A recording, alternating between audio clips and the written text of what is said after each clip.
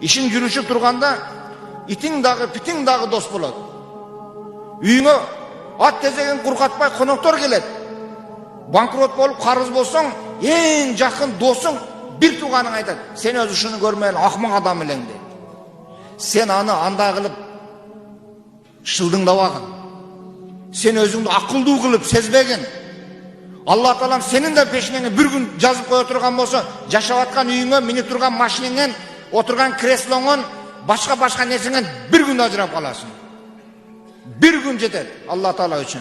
Анан айтасың: "Асабыңа үйүм болбосо дагы, бир жер капан болсо, бир жука, бир эски төшөк болсо, şu tınç uqtasam, eşigim echkim gelip tıkıldatmasa, öyde bürö kıykırбаса, telefonuma bürö çalbasa, jaman baktılуу insan bolot elem deysin." Mına bu tınçtık bardığынан bağlı ekendigin oşonda basın bilesin.